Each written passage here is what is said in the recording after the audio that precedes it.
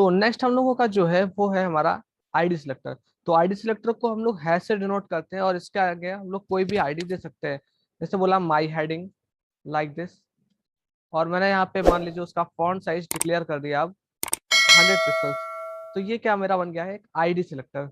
तो या जिसके जिसके पास भी ये आईडी रहेगा वो क्या कर सकता है, इसका यूज कर सकता है। जैसे मैंने इसको एक आईडी दे दिया लाइक दिस, तो इसके पास क्या हो जाएगा, वो आईडी आते ही वो फॉर्मेटिंग अप्लाई हो जाएगी।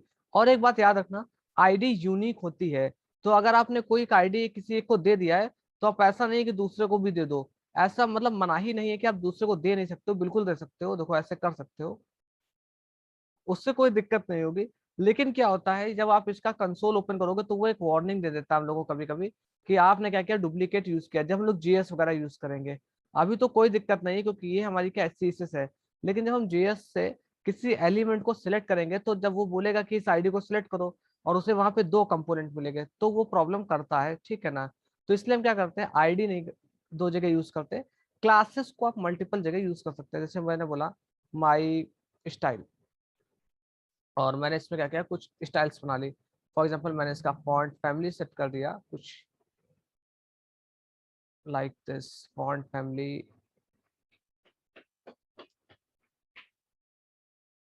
Font family. मैंने बोला इसका मैं एरियल सेट करता हूँ, ठीक है। और मैंने बोला इसका जो कलर है वो मेरा रेड होना चाहिए। और मैंने यहाँ पे क्या बोला, इसको एक क्लास बनाया मैंने। अब क्लास क्या होती है, मल्टीपल यूज हो सकती है। मैंने बोला क्लास, और मैंने यहाँ बोला इसको क्या था मेरा, माई स्टाइल।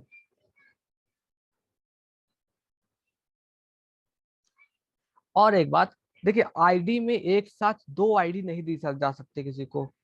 मतलब यहाँ पे आईडी जो होती है वो एक रहती है और किसी एक को मिलती है। लेकिन क्लासेस का क्या पंगा होता है, एक क्लासेस मल्टीपल में हो सकती हैं और एक टैग पे मल्टीपल क्लासेस भी लगाई जा सकती हैं। जैसे मैंने देखा कि मैंने इसको रेड कर दिया, मैंने कहा नहीं नहीं अब मुझे क्या करना है, इसमें थोड़े और चेंजेस करने हैं, इसमें मुझे बॉर्डर डालना है। तो मैंने यहाँ पे क्या बनाया, एक क्लास बना ली। और मान लीजिए बॉर्डर, बॉर्डर, और मैंने इसमें क्या किया, लिखा बॉर्डर सॉलिड एंड आपका 1 पिक्सल्स। अब मैंने क्या किया, इसको एक क्लास बनाया। तो अभी हमारे इस पे एक माई स्टाइल की क्लास लगी है।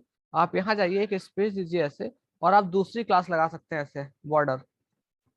ये देखिए, तो पहली क्लास भी लग जाएगी, दूसरी क्लास भी लग जाएगी। अब मान लीजिए आप और क्लासेस लगाना चाहते हैं तो आप और क्लासेस भी लगा सकते हैं। जैसे मैंने बोला, मान लीजिए दूसरी कोई क्लास है मेरी साइज की, मैंने बोला ह्यूज टेक्स्ट।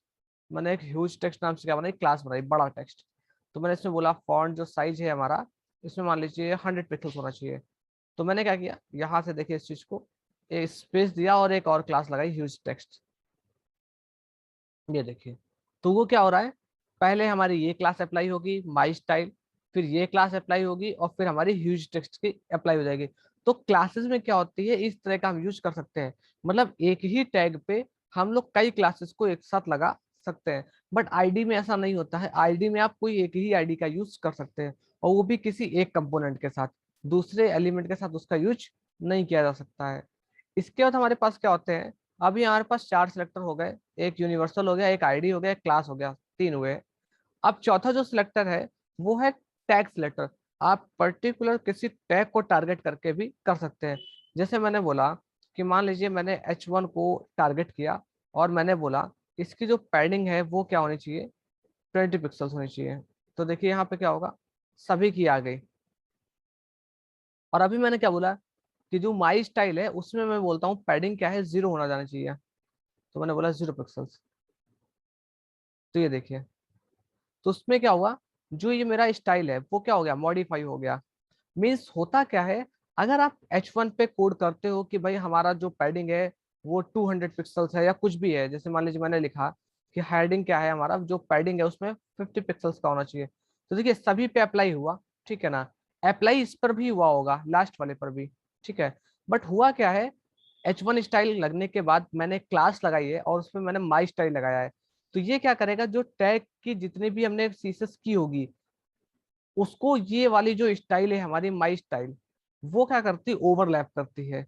तो वो क्या करेगी, इस पैडिंग को रिप्लेस कर देगी 0 से। इसलिए इस पे क्या होगा, उस पैडिंग का इफेक्ट नहीं होता है। तो मीन्स क्या होता है, पहले आपके यूनिवर्सल सेक्टर्स की प्रॉपर्टीज चलती हैं, फिर आप पे जो टैग सिलेक्टर्स होते हैं उनकी प्रॉपर्टीज चलती है, देन हमारे क्या जाते हैं क्लास सिलेक्टर्स की प्रॉपर्टीज आ जाती है।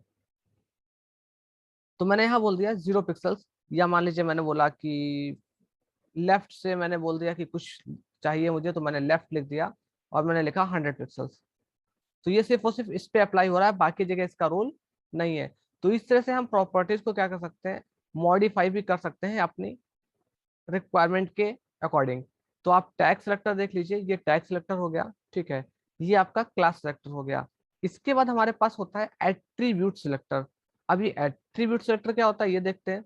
अब एट्रीब्यूट का मतलब हो गया, जैसे कि मान लीजिए मैंने यहाँ पे बोला एक इनपुट बॉक्स है मेरा ऐसा, ठीक है, ये, तो अभी मैंने इसको बोला टेक्स्ट है, ठीक है, और मैंने एक नंबर बना लिया ऐसे, ये बना नंबर, ठीक है, और एक बटन भी बनाया मैंने और सबमिट, ऐसा सबमिट, ठीक है, और मैंने इसको F5 किया।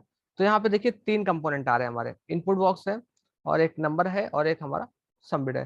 तो हम चाहते थे कि डेकोरेट हो जाए हमारा, तो हमने क्या टारगेट ले लिया इनपुट को, ऐसे इनपुट, और मैंने उसको बोला कि आपकी पैडिंग जो है वो समथिंग लाइक दिस 10 पिक्सल्स होनी चाहिए, एंड आपका जो विद है वो 100% हो जाना चाहिए, ऐसा कुछ लिखा मैंने, और मैंने F5 किया। तो देखिए कुछ इस तरह से चीजें हो गई। तो मैंने यहाँ पे कुछ लिखा, मैंने यहाँ पे कुछ लिखा, ऐसा, ठीक है, और देखो नीचे जो बटन है हमारा वो भी वैसा ही हो गया, ठीक है। तो हमने कहा नहीं नहीं भाई, जो मैं कोडिंग कर रहा हूँ वो मैं सिर्फ इस वाले के लिए कर रहा था, किसके लिए, इस पहले वाले इनपुट टेक्स्ट के लिए। तो भाई दो तरीका है, या तो आप क्या बनाइए यहाँ पे क्लास बनाइए ऐसे,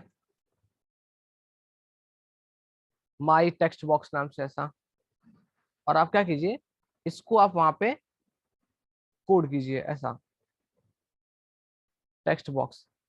या तो आप एक तरीका ये है कि आप इसको ऐसा करिए, ठीक है ना, इसको क्लास बनाइए और वहां पे क्या कीजिए आप कीजिए, तो वो सिर्फ इस पे अप्लाई होगा, बाकी जगह उसका रोल नहीं होगा। लेकिन हमने कहा नहीं नहीं, ऐसा नहीं करना है मुझे, मुझे क्या करना है, क्लास नहीं बनानी है, मैं पर्टिकुलर क्या किसी एलिमेंट को एट्रीब्यूट वाइज टारगेट नहीं कर सकता हूँ, तो बिल्कुल कर सकता हूँ। तो मैंने बोला इसके लिए आप क्या लगाएंगे, बिग ब्रैकेट। तो ऐसे बिग ब्रैकेट लगाया और मैंने इसमें लिखा जिसका टाइप इक्वल हो टेक्स्ट के, ऐसा। तो ये क्या हो गया हमारा एट्रीब्यूट सिलेक्टर, ये एट्रीब्यूट को हम सिलेक्ट कर रहे हैं, बिग ब्रैकेट, एट्रीब्यूट का नाम और उसकी वैल्यू। आप इस तरह से लिखेंगे और F5 करेंगे, तो भी देखिए क्या होगा, पर्टिकुलर उसी एलिमेंट को उसने टारगेट किया जिसके पास टाइप नाम का एट्रीब्यूट है और जिसके पास क्या टेक्स्ट नाम की वैल्यू है, बाकी किसी को उसने छेड़ा नहीं है। देखिए आप यहाँ पे फॉन्ट साइज बढ़ाइए इसका, मैंने बोला फॉन्ट साइज,